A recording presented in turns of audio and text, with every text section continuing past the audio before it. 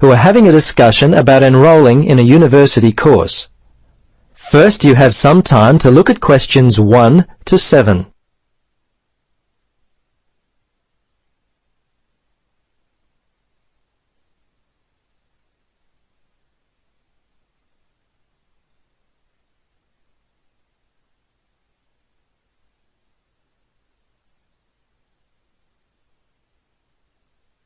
Now, listen carefully and answer questions 1 to 7. Registrar's office, this is Pam. Yes, hello.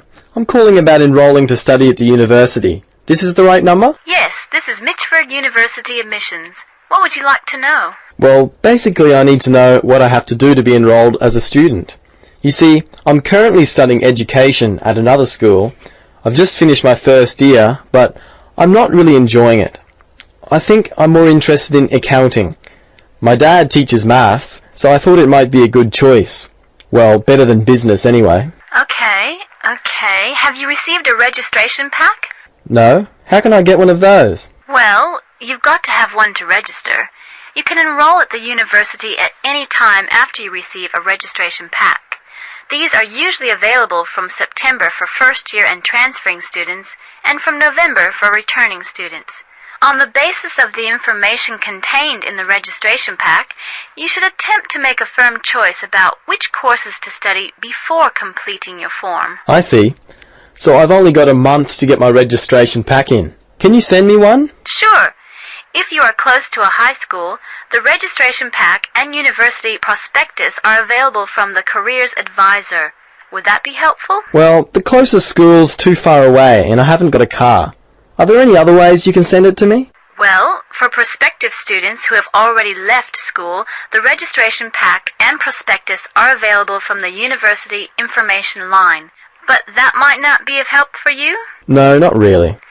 I'll tell you what, why don't you give me your contact details and I'll send a pack out to you. At least that would be a start. Okay, sounds good. Right. Firstly, what's your name? Richard Dreyfus. That's Dreyfus. Your address there, Richard? Unit 12, 15 Sportsman Avenue. That's Sportsman, Mermaid Beach. 4554. And your telephone? Yes, I won't give you my home. Mobile's best. 0414. Hang on a minute, I don't call myself usually. I think it's 0414 658 339. Yes, that's it. Okay, now, do you have email? Yes, I do. It's Dreyfus, my last name, at igo. That's IGO.com. All lowercase letters, of course. Before you listen to the rest of the conversation, you have some time to look at questions 8 to 10.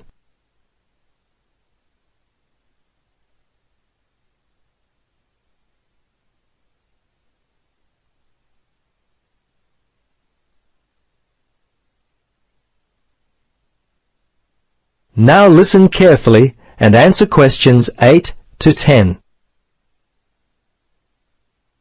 Okay, that looks fine. Now, do you have any questions for me? Yes, I've got a friend who is interested in studying at the university. I'm not sure what would be best, the best way for him to register. Can you give me some suggestions? Sure, there are 3 ways to register. Option 1 is telephone registration. Before you telephone, fill out the registration form included in your pack. This will ensure you have all the information that you require. The number is in your registration packet. Don't forget to hold on to a copy of your registration form for future reference. Yep, okay. Option 2 is registration by post. All you have to do there is complete the relevant sections of the registration form and post the completed form together with all documentation required in the envelope provided. All right. The third way is to simply come in. Visit the Student Information Center in the Information Services building, and your friend will receive personal assistance on how to complete his forms. Thanks very much. You've been most helpful. You're welcome. Good luck with your future studies. That is the end of part 1. You now have half a minute to check your answers.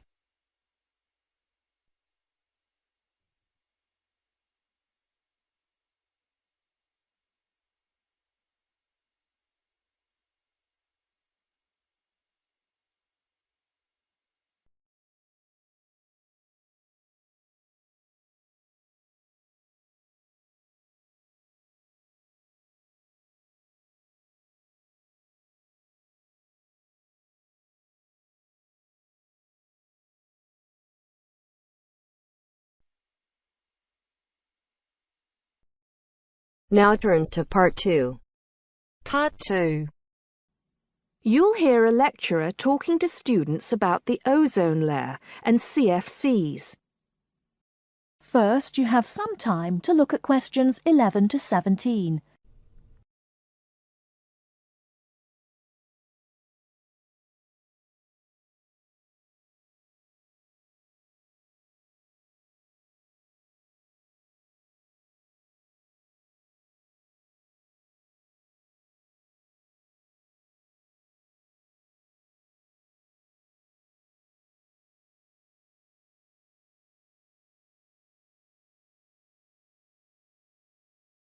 Now, listen carefully and answer questions 11 to 17. Today, it is well known that CFCs, or chlorofluorocarbons, can do immense damage to the ozone layer, which protects the Earth from harmful radiation from the sun. However, it was as recently as the mid-1970s when the connection between CFCs and ozone layer destruction was first established. The story starts back in 1957, when James Lovelock invented the electron capture detector. This is a machine that can detect very small amounts of a chemical compound in the atmosphere. Indeed, using the machine, it was Lovelock who was the first person to detect the widespread presence of CFCs in the Earth's atmosphere. In 1973, Lovelock, on a research trip which he'd funded himself, measured the amount of CFCs in the atmosphere in the Arctic and in Antarctica, but unfortunately came to the wrong conclusion that CFCs are not harmful to the environment. Following on from this work, though, in 1974, Sherry Rowland and Mario Molina published the very first scientific paper on the connection between CFCs and ozone depletion. This quickly prompted the world's first ban on the use of CFCs, which was enacted in 1975 by the US state of Oregon. Further bans followed. In 1978, the United States and several European countries banned the use of CFCs in spray cans. CFCs were still allowed to be used, though, for refrigeration and in solvents. It was in the mid-1980s that scientists in Antarctica observed a huge depletion in the ozone layer above them, often called the hole in the ozone layer. This led, in 1987, to the signing of the Montreal Protocol, which called for further reductions in the production and use of CFCs, and then, 2 years later, to a European Union agreement to ban the production of all CFCs by the end of the century. Before you hear the rest of the talk, you have some time to look at questions 18 to 20.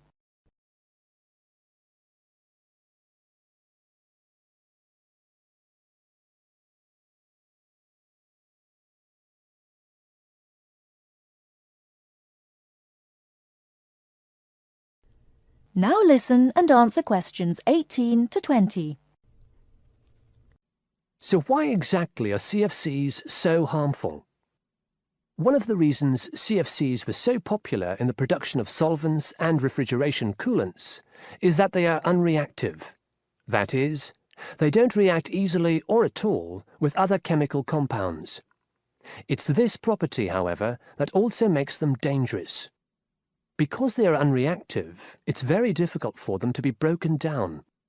This gives them a long lifespan, more than 100 years in some cases, and allows them to rise into the upper levels of the atmosphere, the stratosphere, unchanged.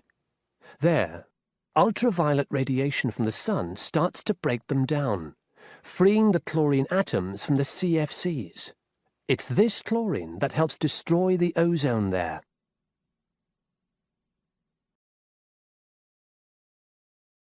That is the end of part 2. You now have half a minute to check your answers.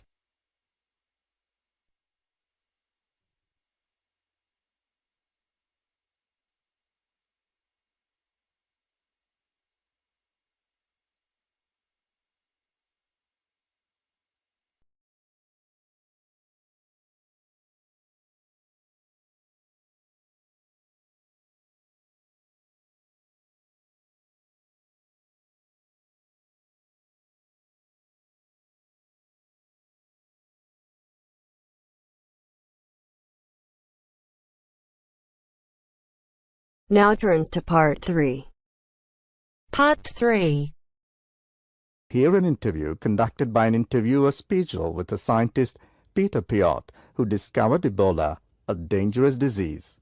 Both of them are conversing about the disease and its origin. First, you have some time to look at questions 21 to 25.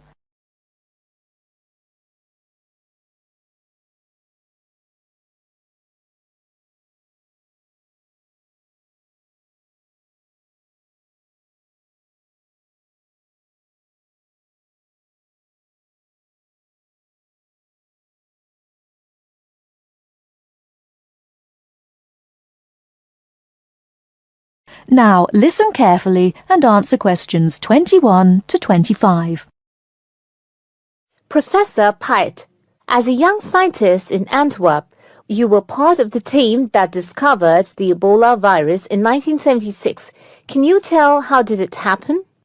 I still remember. Some day in September, a pilot from Sabina Airlines brought us a shiny blue thermos and a letter from a doctor in Kinshasa, in what was then Zara in the thermos. He wrote there was a blood sample from a Belgian nun who had recently fallen ill from a mysterious sickness in Yambuku, a remote village in the northern part of the country. He asked us to test the sample for yellow fever. These days, Ebola may only be researched in high-security laboratories. How did you protect yourself back then? We had no idea how dangerous the virus that we were dealing with was. And there were no high-security labs in Belgium back then. We just wore our white lab coats and protective gloves. When we opened the thermos, the ice inside had largely melted and one of the valves had broken. Blood and glass shards were floating in ice water. We fished the other, intact test tube out of the slop and began examining the blood for pathogens using the methods that were standard at the time. But the yellow fever virus apparently had nothing to do with the nun's illness. No, and the test for Lassa fever and typhoid fever were also negative. What then could be? Our hopes were dependent on being able to isolate the virus from the sample. To do so, we injected it into mice and other lab animals. At first, nothing happened for several days. We thought that perhaps the pathogen had been damaged from insufficient refrigeration in the thermos. But then, one animal after the next began to die. We began to realize that the sample contained something quite deadly. But you continued. Other samples from the nun who had just died arrived from Kinshasa. When we were just about able to begin examining the virus under the electron microscope, the World Health Organization entrusted us to send all of our samples to a high-security lab in England. But my boss at the time wanted to bring our work to a conclusion no matter what. He grabbed a vial containing virus material to examine it, but his hand was shaking and he dropped it on a colleague's foot. The vial shattered. My only thought was, oh shit! We immediately disinfected everything, and luckily our colleague was wearing thick leather shoes. Nothing happened to any of us. Before you hear the rest of the talk, you have some time to look at questions 26 to 30.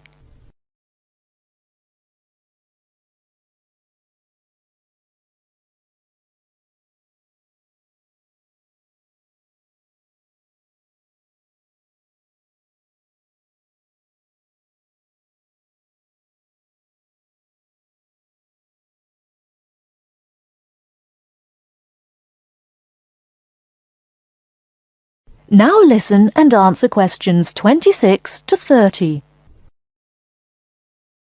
Were finally able to create an image of the virus using the electron microscope. Yes, and our first thought was, what the hell is that?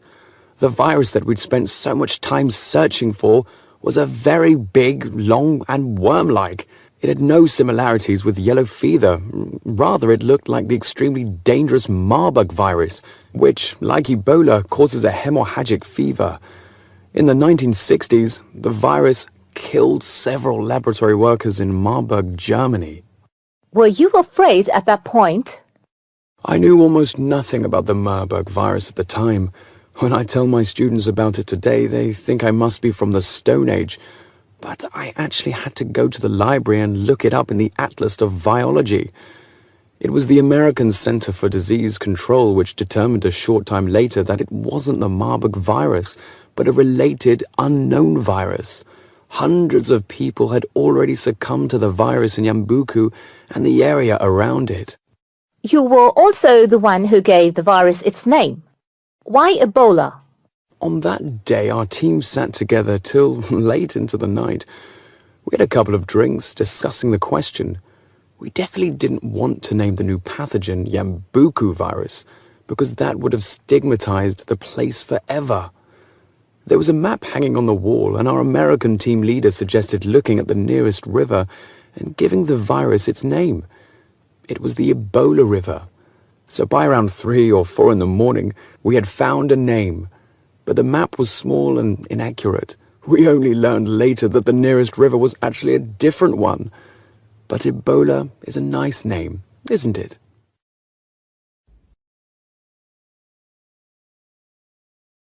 That is the end of part 3. You now have half a minute to check your answers.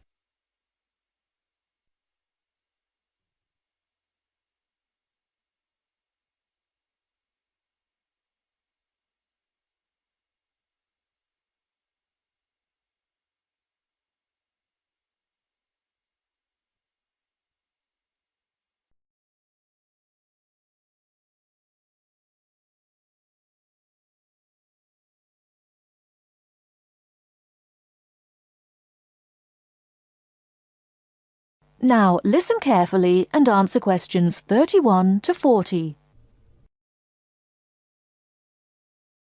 Cheese is one of those foods that we tend to take for granted as always having been with us. And it's odd to think that someone somewhere must have discovered the process to make cheeses. That takes place today. In the studio to tell us all about it is Monica Maxwell. Today, we all know that the process of making cheeses takes place when microorganisms get into milk and bring about changes in its physical and biochemical structure. Well, obviously, we don't know who discovered the process, but it's thought that it came from Southwest Asia about 8,000 years ago. In the early time, there were mainly 2 types of cheeses. One of them was rather tasteless and bland in the case of the so-called fresh cheeses, which are eaten immediately after the milk has coagulated. And another one was rough-tasting and salty in the case of the ripened cheeses, which are made by adding salt to the soft fresh cheese and allowing other biochemical processes to continue so that a stronger taste and a more solid texture resulted. The ancient Romans changed all that. They were great pioneers in the art of cheese-making, and the different varieties of cheese they invented and the techniques for producing them spread with them to the countries they invaded. This spread of new techniques took place between about 60 BC and 300 AD. You can still trace their influence in the English word cheese, which comes ultimately from the Latin word Caseus, that's C-A-S-E-U-S. At this stage in history, people weren't aware in a scientific way of the role of different microorganisms and enzymes in producing different types of cheese, but they knew from experience that cheese's tastes were relevant to something. If you kept your milk or your pre-cheese mixture at a certain temperature or in a certain environment, things would turn out in a certain way. In the 19th century, with the increasing knowledge about microorganism, there came the next great step forward in cheese making. Once it was known exactly which microorganism was involved in the different stages of producing a cheese, and how the presence of different microorganisms affected the taste, it was possible to introduce them deliberately and to industrialize the process. Nowadays, cheese is made on a large scale in factories, although the small producer working from his dairy farm continued to exist and still exists today. Cheesemaking moved very much into the world of technology and industrial processes, although because the aim is still to produce something that people like to eat, there's still an important role for human judgment. People still go round tasting the young cheese at different stages to see how it's getting on, and may add a bit of this or that to improve the final taste. Whatever the scale of production, there is still room for the development of art alongside the technology. That is the end of part 4. You now have half a minute.